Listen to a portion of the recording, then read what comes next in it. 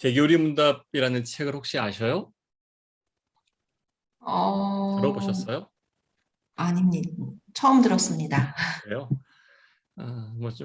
차차 말씀을 드리겠지만 마틴 루터 16세기의 종교개혁가였던 마틴 루터가 어른들을 신앙으로 양육하기 위하여서 만든 대교리 문답이라고 하는 책이에요. 매우 전통적인 신앙 양육서고 우리 자녀들을 위한 양육서는 소교리 문답이라고 해서 또 나와 있어요.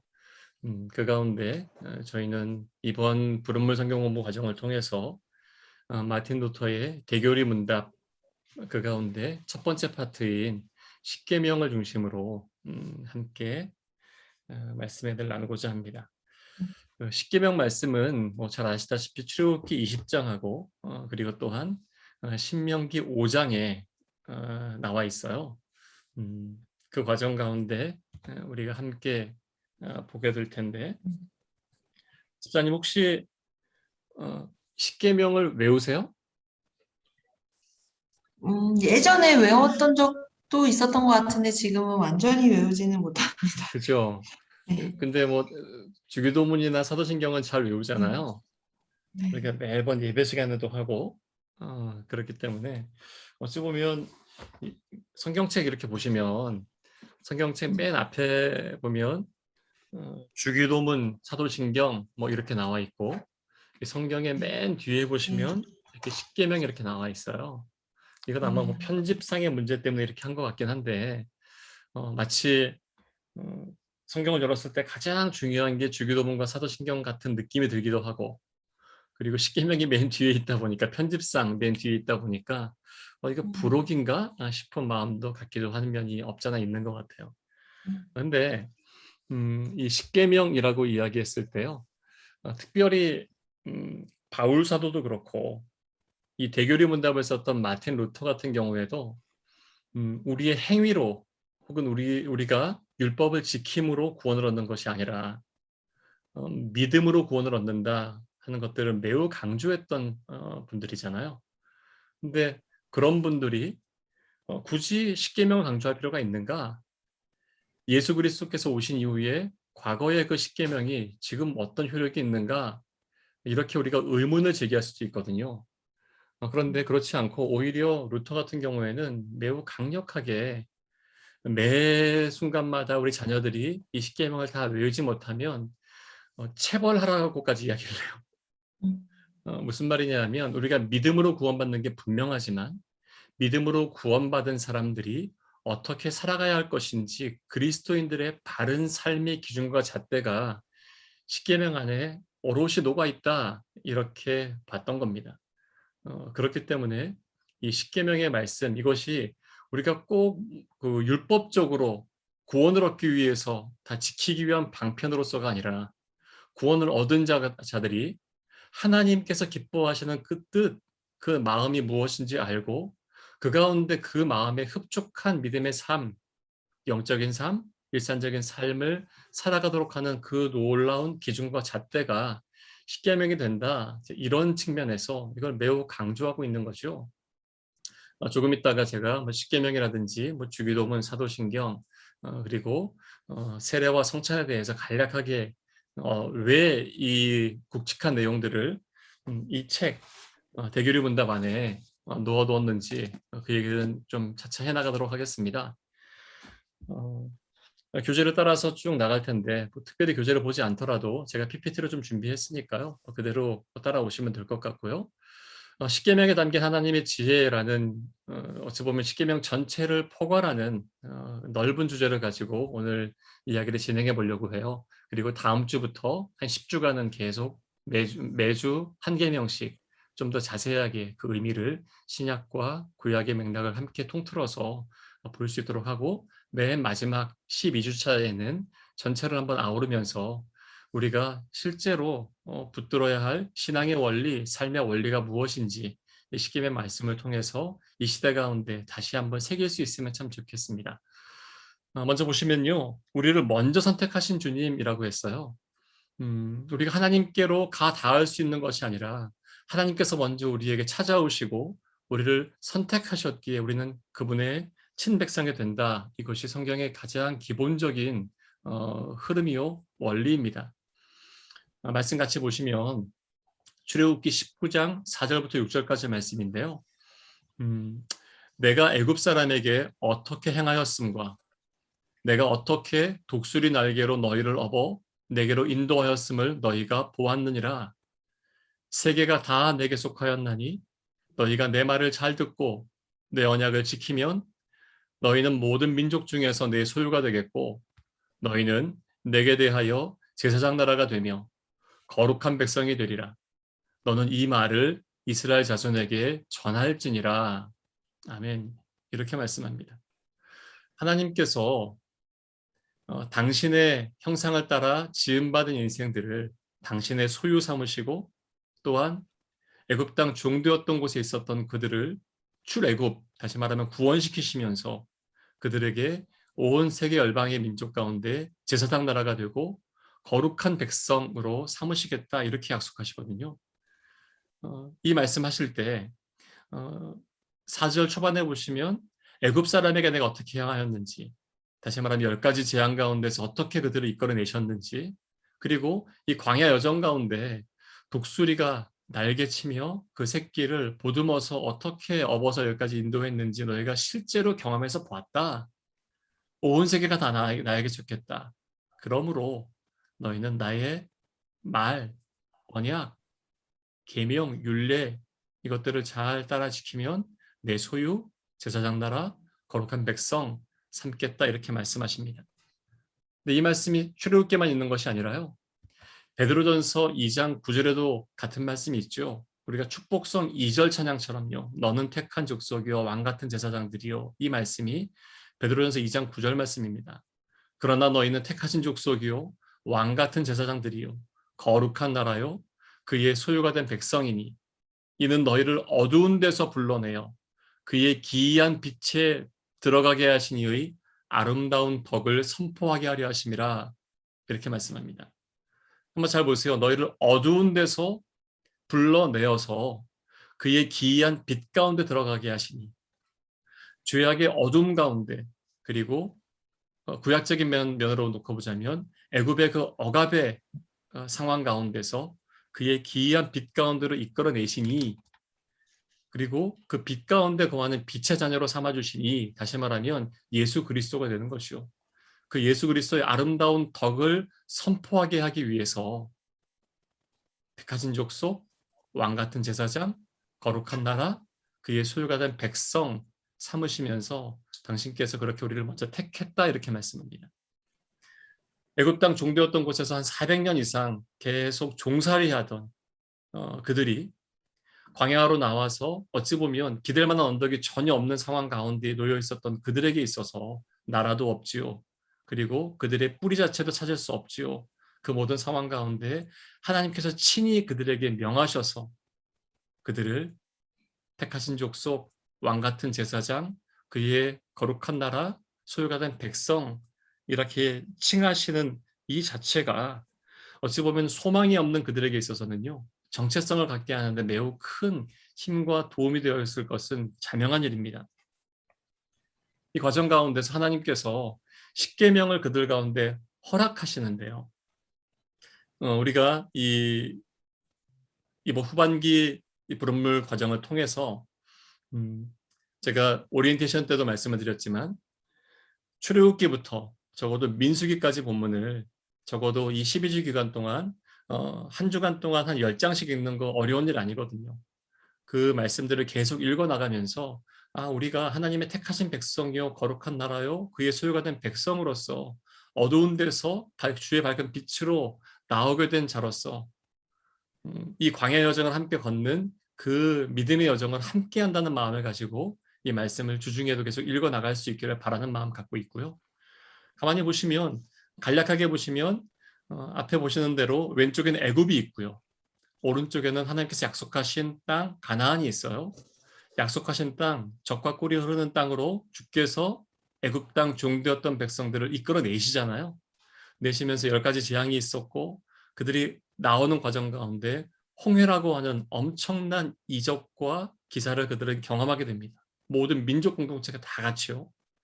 그런 과정 가운데서 하나님이 광야 여정 가운데 있는, 어찌 보면 진행 중에 있는 이들에게, 아직 가 닿지 않은, 약속의 땅 가나안에 가 닿지 않은 진행 중에 있는 이 백성들에게 하나님께서 허락하신 삶의 기준과 잣대가 십계명일 텐데, 하나님 뭐라 말씀하시냐면요, 애굽에서 나온 이후에 그들에게 너희는 애굽 땅 종되었던 곳 그곳으로 다시 돌아가지 말라 이렇게 말씀하세요.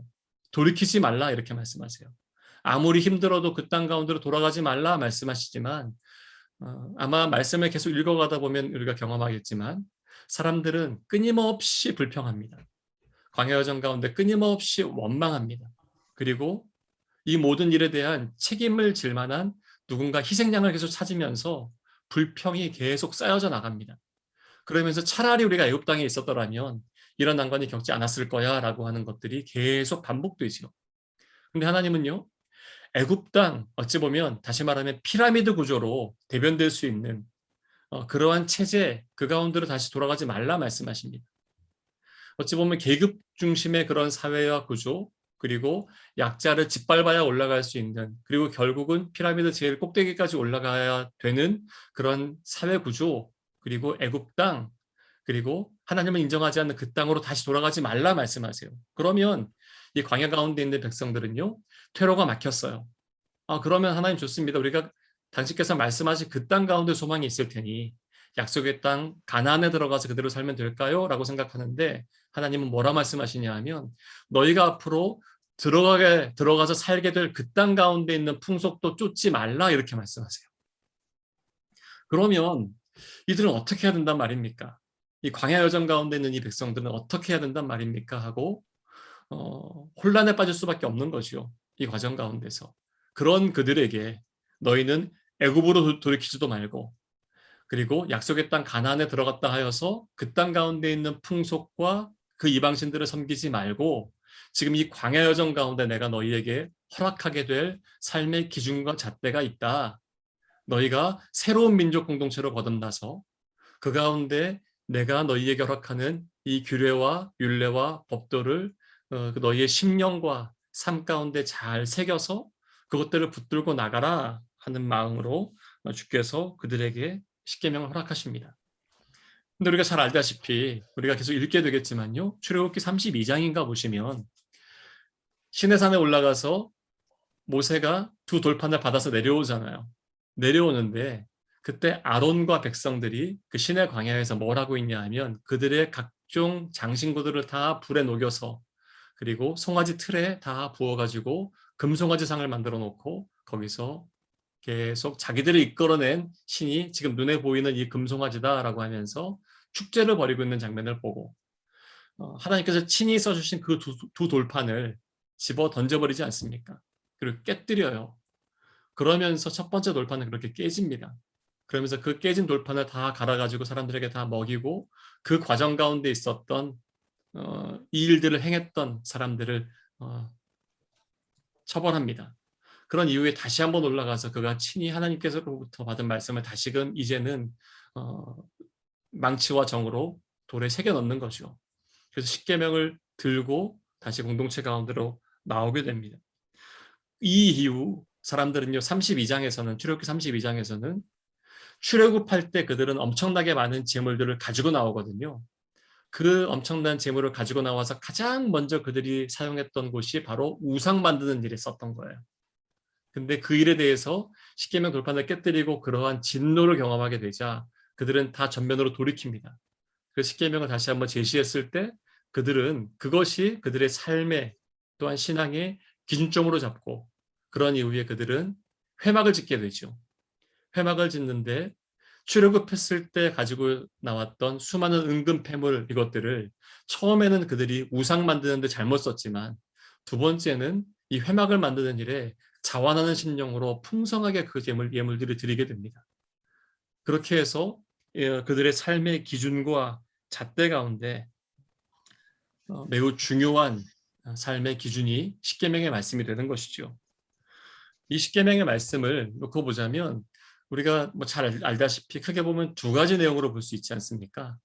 근데요, 십계명을 집사님 그 관계라고 하는 핵심 키워드를 보시는 게 좋아요.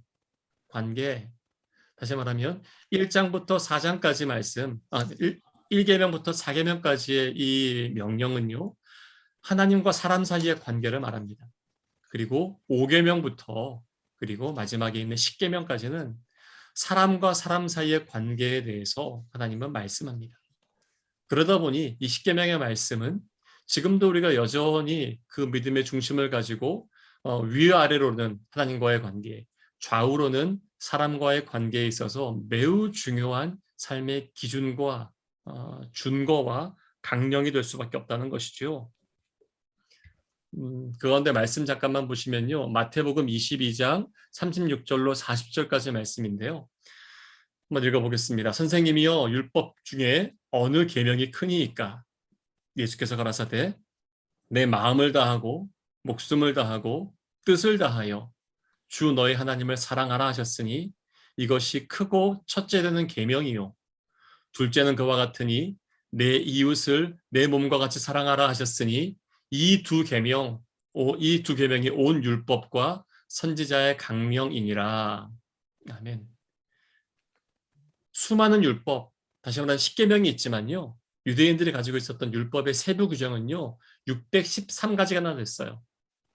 613가지라고 하면 365일로 쳤을 때 거의 1년에 2개 정도씩, 하루에 2개 정도씩의 그 율법이 있다고 볼 수 있을 정도로 굉장히 많은 숫자인데 엄청나게 많은 계명이 있습니다. 선생님, 어떤 계명이 가장 크고 중요한 계명입니까? 라고 물었을 때 예수님이 그 모든 계명을 이렇게 축약하시지요. 하나님을 사랑하고 이웃을 사랑하라. 다시 말하면 10계명의 아까 2가지 큰 핵심의 내용이 관계라는 면에서 하나님과의 관계, 좌우 사람과의 관계라고 말씀드렸는데 지금 예수님께서 축약해 주신 이 율법학자의 질문에 대해서 축약해 주신 율법의 법정신이라고 하는 부분, 이 부분을 우리는 잘 기억해야 됩니다. 성경이요, 지금 현대 사회 가운데 우리가 마주하게 되는 수많은 여러 가지 일들, 그리고 여러 가지 윤리적인 문제들, 그 모든 것들에 다 해답을 주진 않습니다. 다 해답을 주지 못해요. 왜냐하면 다양한 문제들이 계속 산적해서 나오기 때문에. 예를 들면 AI 문제, AI로 인한 윤리적인 문제에 대해서 성경이 이런 문제는 어떻게 해결하라고 모든 내용에 답을 주지 않거든요. 그렇다면 우리는 이 모든 세부적인 율법의 내용들도 있지만 결국 하나님께서 어떤 마음으로 이 법을 우리 가운데 허락하셨는지 법 정신이라고 하는 게 있지 않습니까? 거기에 더 집중해야 됩니다. 이것이 과연 하나님을 사랑하고 이웃을 사랑하는 일, 이 법 정신에 맞는가 아니면 위배가 되는가, 이것이 우리의 삶의 기준과 잣대가 되는 것이죠. 그런 면에서 이 법 정신을 기억하는 것은 굉장히 중요합니다. 예수께서 말씀하신 하나님 사랑, 이웃 사랑이 가장 기독교 신앙의 핵심적인 법 정신이라고 이야기한다면 10계명 같은 경우에는요. 그 법 정신을 구현한 모법이 되겠죠. 가장 기준이 되는 법, 그리고 좀 전에 말씀드렸던 613가지, 617가지 정도가 되는 수많은 지켜야 할 그런 수많은 규례, 규정들은 시행세칙 이렇게 될 겁니다. 그렇다면 결국은 법 정신, 이것이 어디에 있는지 우리는 더 깊이 숙고하며 진지하게 돌이켜 봐야 된다는 얘기입니다. 하나님께서 10계명 우리 가운데 주시는 이유가 있죠. 다른 그 어떤 이유를 다 차치하고라도 아까 말씀드린 대로 애굽에서 나왔는데 돌아가지 마. 가나안 땅, 그 땅에 이방신들 섬기고 그들의 풍습 따르지 마. 하나님 좌우가 다 잘렸어요. 어떻게 하면 좋아요? 그렇기에 너희에게 새로운 법을 내가 허락한다. 하나님의 사람은 이런 기준으로 살아가는 거야. 새로운 삶의 기준과 잣대가 너희 가운데 있을 거야. 라고 말씀하신 것이 이 10계명이죠. 애굽에서 노예 생활하던 히브리 백성들, 종된 인생들, 아버지의 아버지도 종이고 그 아버지도 종이었던 400년, 430년 동안 어찌 보면 종의 근성을 가질 수밖에 없는 그 배경 가운데 찌들어 있는 이들, 그들을 불쌍히 보셨던 하나님께서 그들의 삶의 무질서함, 그리고 계속 종되었다는 것은 무엇이냐 하면요. 자발적인 선택에 의해서 능동적으로 어떤 일을 하는 것이 아니라 수동적으로, 피동적으로 시킨 일만 하는 그러한 인생들인 거죠. 그들 가운데 계명을 허락하시고 우리의 필요를 너무 잘 아신 하나님께서 하나님은 이렇게 섬겨야 돼. 이웃과는 이렇게 관계해야 돼. 하면서 우리를 사랑하시기 때문에 허락하신 말씀이라는 겁니다. 그러면서 십계명의 특징에 대해서 교재에 몇 가지 적어두었는데요. 간단하게 보면 하나님이 직접 모세와 그리고 그 산에 올라왔던 여호수아 그리고 백성 공동체에게 직접 계시해서 말씀하시며 처음에는 친히 새겨주신 말씀이었습니다. 그리고 우리 인류에게 주신 첫 번째 구체적인 삶의 지침이 되는 것이죠. 그리고 직접 육성으로 말씀하신 것이고 그것을 받을 때 구름과 어둠, 천둥, 번개, 나팔 소리 같은 우리 사람들이 정말로 경외감을 느낄 수밖에 없는 그러한 현상들이 함께 그 자리 가운데 병행됩니다. 이 율법 중에서 이 10계명만이 직접 하나님의 손가락으로 적어주신 말씀이고요. 그리고 나중에 후일 언약궤 그 가운데 소중하게 보관하라 하신 그 말씀이 이 십계명의 말씀입니다. 이 법궤에 손을 함부로 든 사람은 죽음을 면치 못할 정도로 매우 중요한 것이었습니다.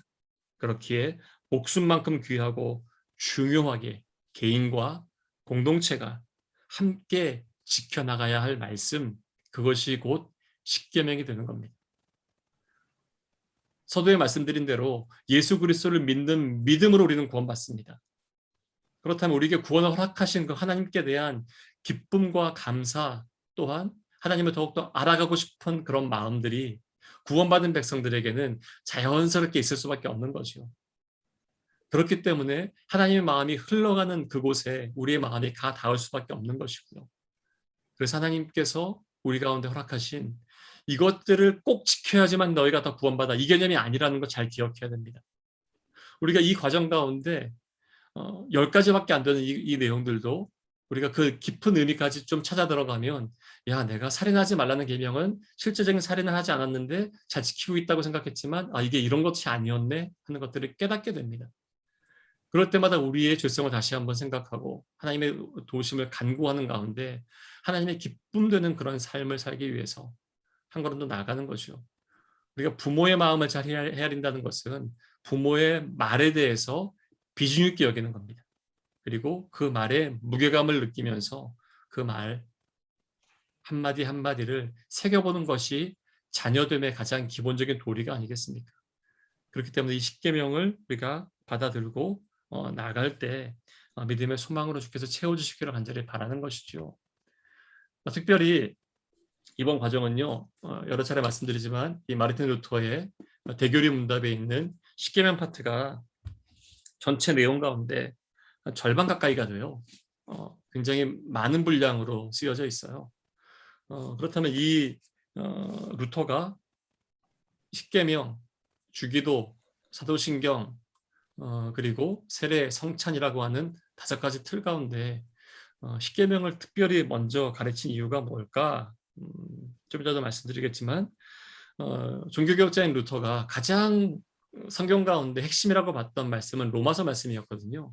근데 로마서가 아니라 오히려 어찌 보면 구약에 속해 있는 그 십계명을 당시에 로마 가톨릭의 그릇된 신앙관에 다시 한번 반하면서 성인 그리스도인들을 양육하는 그런 지침으로 삼게 된 이유가 있다는 겁니다. 십계명은요, 성경 전체의 개론이면서 정말로 짧은 요약이기도 합니다. 그렇기 때문에 이 십계명의 말씀을 통해서 그리스도인들은 어떻게 살아가야 되는구나, 기독교는 어떤 하나님을 믿는 과정 가운데 있구나 하는 것들을 알게 됩니다. 그리고 위로 하나님과의 관계, 그리고 좌우로 사람과의 관계에 대해서 어떻게 살아가야 되는지에 대해 말씀했다고 했는데, 이는 다시 말하면 영적인 측면과 그리고 좌우 현실적인 문제 가운데 판단과 결정함에 있어서 매우 중요한 기준과 잣대가 됩니다. 왜냐하면 당시 16세기 당시에는요, 종교의 이름으로 폐악질을 하는 것들이 너무 많았기 때문에 이 과정 가운데서 그리스도인이라고 하는 사람들의 삶 자체가 사제부터 시작해서 전부 다 그것들을 출세와 욕망을 채우는 도구로 썼던 거죠. 그러다 보니 일반 평신도는 말해 뭐합니까? 이 과정 가운데 피폐해져 있던 그런 삶들을 다시 한번 제자리 가운데로 돌이키기 위해서 이 루터가 십계명을 가장 먼저 가르치게 됩니다. 그리고 인생의 순간마다 바른 결정을 내릴 때 도움과 또한 우리의 위로가 되는 지점, 그 지점이 십계명 가운데서 발견할 수 있습니다. 이는 더 나아가서 신앙적인 삶뿐만 아니라 세상의 정책, 상황, 그리고 신령한 것, 법률에 관한 것 모두에 대해서 판단할 수 있는 시선을 가질 수 있게 됩니다. 이 과정들로 이것들을 확인할 수 있게 되기 때문에 이 십계명을 가장 먼저 가르쳤다, 이렇게 볼 수 있을 겁니다. 앞서 말씀드린 대로 그 마틴 루터가 성인들을 신앙적으로 양육하기 위해서 대교리 문답을 썼다라고 말씀을 드렸는데요. 그 저술 동기를 잠깐만 보면요. 실제로 체계적인 교리를 좀 알려주기 위한 목적, 그것이 대교리 문답을 쓴 매우 중요한 이유가 될 거예요. 왜냐하면 당시 로마 가톨릭이 가지고 있었던 그런 부정과 부패와 그리고 성경 해석 자체를 임의적으로 맞춰서 해나갔던 그런 부분들, 그리고 사제직 자체가 돈과 권력으로 치장할 수 있는 그런 길이라고 여겼던 그 모든 과정들 가운데 잘못된 신앙을 비판하면서 우리는 다시 성경으로 돌아가야 한다. 솔라 스크립투라라고 하는데요. 오직 성경이라고 하는 것을 주장하면서 종교개혁의 기치를 올렸을 때 루터는 대교리 문답을 저술한 것도 있지만 가장 큰 업적 가운데 하나가 신약 성경 전체를 라틴어에서 그들이 쓰는 일상적인 언어인 시장 언어로 쓰여져 있는 독일어로 번역한 데 있는 거죠. 그래서 성경 자체를 성도들에게 돌려준 것, 그것이 매우 큰 역할이었는데요. 근데 사람들이 루터 때도 그렇고 깔뱅 때도 그렇고 성경 자체는 사제들의 몫이다, 사제들이 해석한 말씀만 우리는 듣는다, 이렇게 생각했던 그들, 심지어 그들은 성경 봉독할 때도 라틴어로밖에 봉독을 안 했거든요. 그러다 보니까 거의 대부분의 사람들은 미사에 나와 있지만 지금 하는 말씀이 하나님 말씀이라고 이야기하는데 이해할 수 없는 말씀으로 계속 낭독이 되고, 근데 그 낭독한 이후에 그 내용을 현지 있는 사람들하고 같이 나눌 때 임의로 어떻게 해석하는지는 전혀 알 수가 없는 거죠. 그러다 보니 성경이 실제로 당시 사람들의 손에 들렸을 때 성경 자체를 읽는 것을 사람들은 매우 두려워했습니다. 매우 경외감이 들어했고, 이거 내가 과연 읽어도 괜찮은 거야? 하는 마음까지 갖게 됐던 거죠. 그러면서 이 대교리 문답 이 자체를 쓴 이유, 그리고 깔병인 같은 경우에는 기독교 강요라고 하는 핵심적인 내용들을 집필한 이유가, 매우 중요한 이유 중에 하나는 성경을 제대로 읽기 위한 지침의 역할도 함께 한다는 거죠. 이런 맥락 가운데 하나님께서 우리에게 말씀을 주셨고, 그렇게 이 말씀은 평신도들의 손에 들려야 된다, 그리고 그 말씀을 더욱더 숙고할 수 있어야 한다 하는 면들이었습니다. 그 가운데 또한 급진적인 제세례파 같은 부류는요, 너무 과격하게 이 모든 것들을 주장하고 행동함으로 카톨릭뿐만 아니라 개신교 안에서도, 종교개혁 세력 안에서도 공동의 타겟이 됩니다.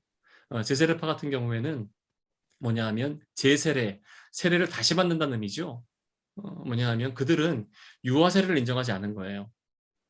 유아 세례를 인정하지 않고 본인의 믿음으로 고백할 수 있는 그 나이 때 하지 않는 세례를 인정할 수 없다. 그렇기 때문에 우리는 세례는 다시 받아야 된다라고 생각했던 제세례파들이 있거든요. 아나베프티스트라고 이야기하는데, 그들 같은 경우에 그 주장이 너무너무 과격해서 그들은 캐톨릭에게도 또한 종교 개혁 루트에서도 다 핍박을 받게 됩니다.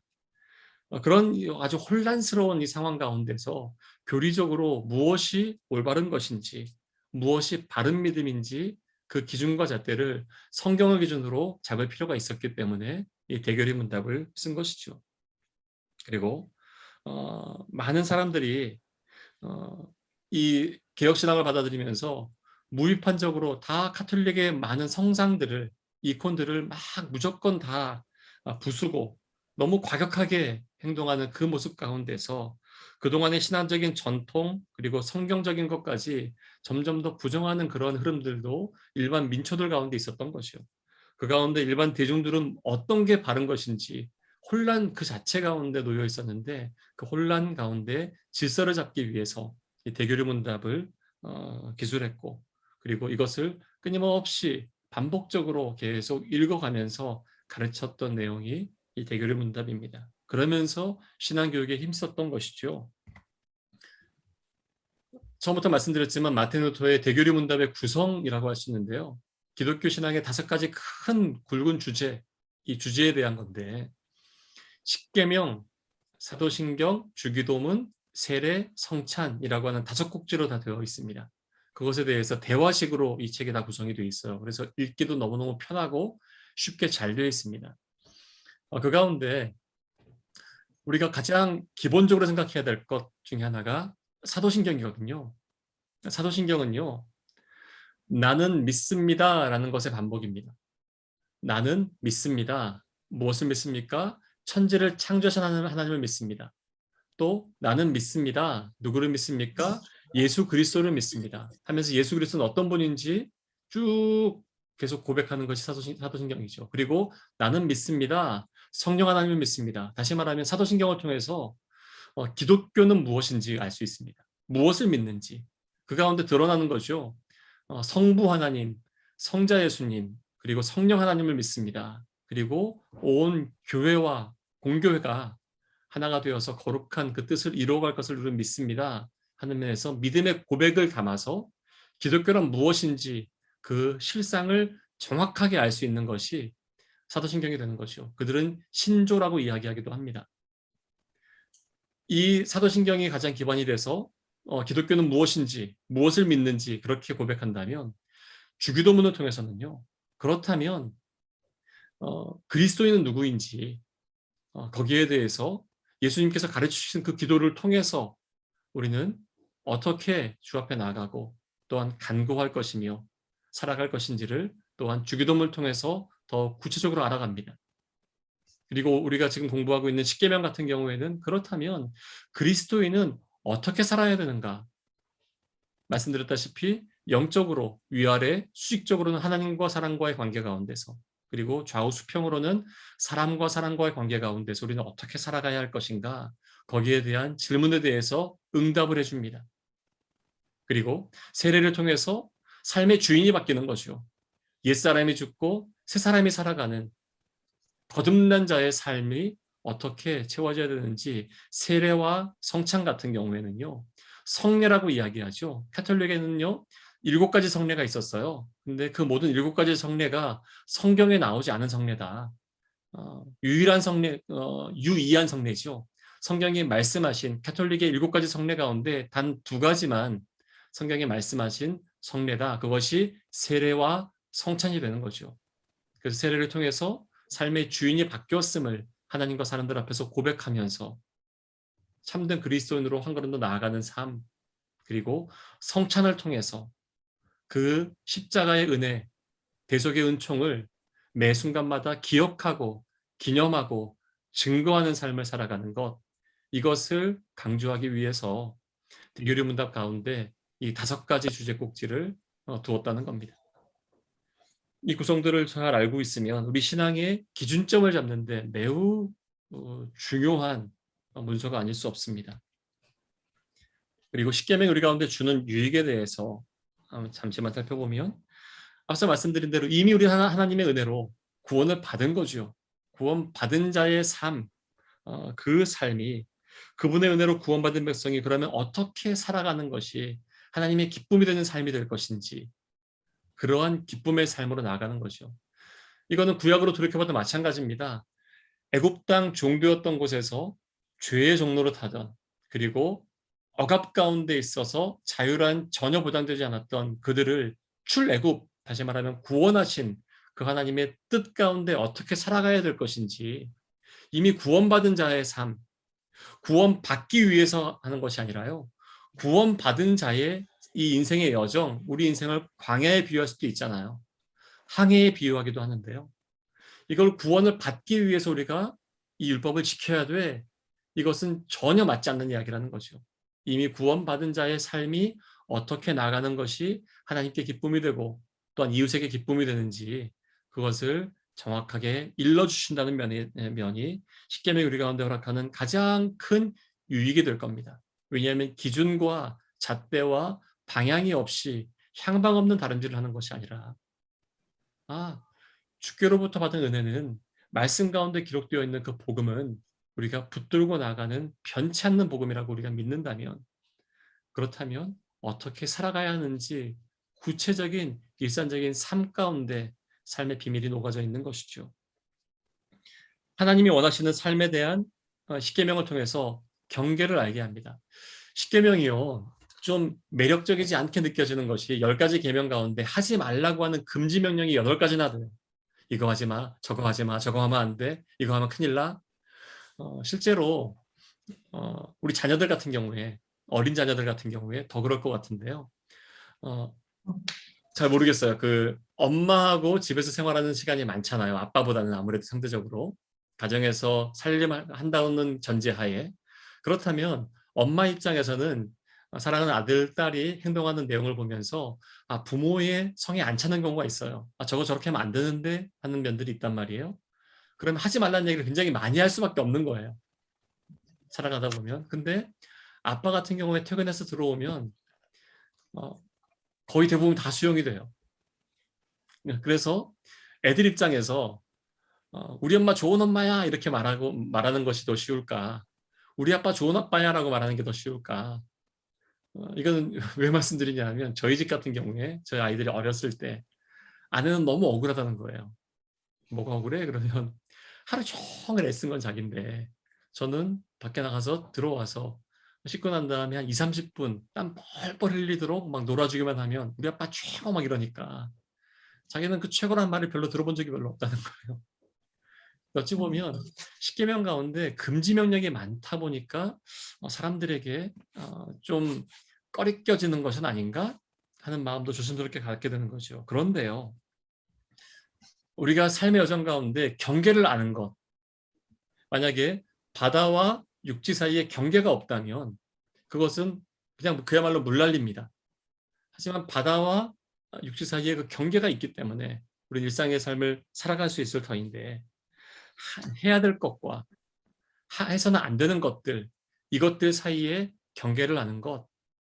축구를 할 때도, 유럽에서는 축구가 매우 중요한 스포츠 아닙니까? 축구를 할 때도 사이드라인이 있는 거예요. 그 사이드라인의 경계 안에서 벌어지는 게임, 그 게임은 사람들이 다 환호합니다. 하지만 그 공이 사이드라인 밖으로 나갔을 때는 다 리셋하는 겁니다. 다시. 그리고 축구라는 경기에서 유일하게 공을 손으로 잡을 수 있는 게 사이드라인에서 새로 시작할 때예요. 그렇기 때문에 이 범위와 한계를 아는 것은 기독교인으로서 매우 중요하다는 거죠. 그리고 경계를 아는 것뿐만 아니라 삶의 근거가 분명하게 제시가 됩니다. 내 삶의 판단 근거가 분명해집니다.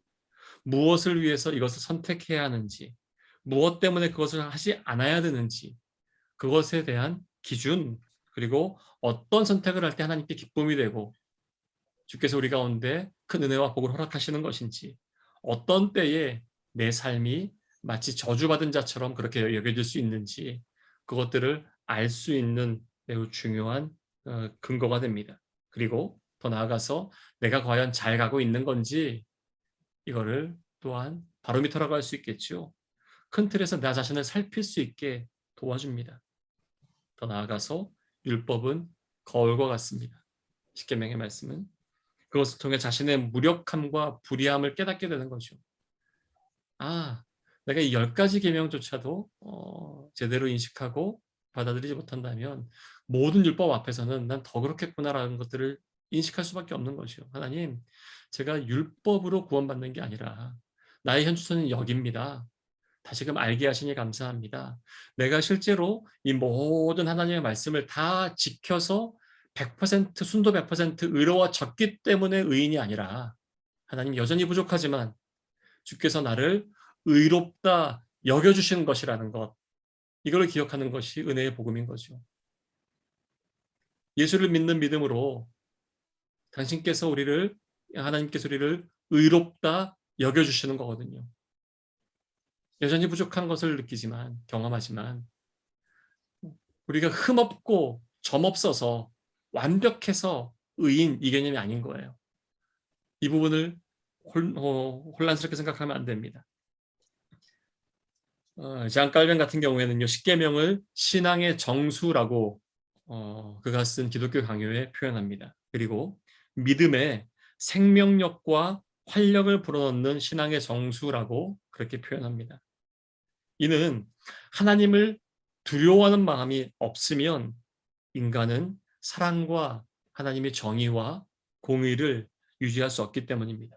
그리고 긍휼한 마음이 없다면 인간이 아무리 정의롭고 또한 자비를 베풀고 또한 금욕 생활한다 하더라도 하나님 눈에는 모든 것이 헛되게 보일 따름입니다.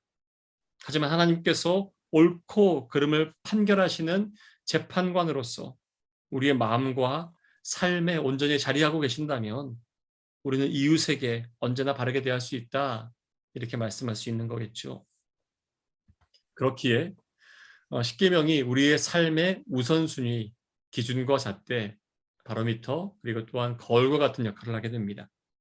십계명은 그냥 이렇게 살면 좋겠어 라는 정도의 차원에서 그치는 것이 아니라, 십계명은 믿는 자들에게 이렇게 살아가야 해라고 하는 하나님의 강력한 명령입니다. 이 기준과 잣대대로 살아가는 삶의 기준입니다.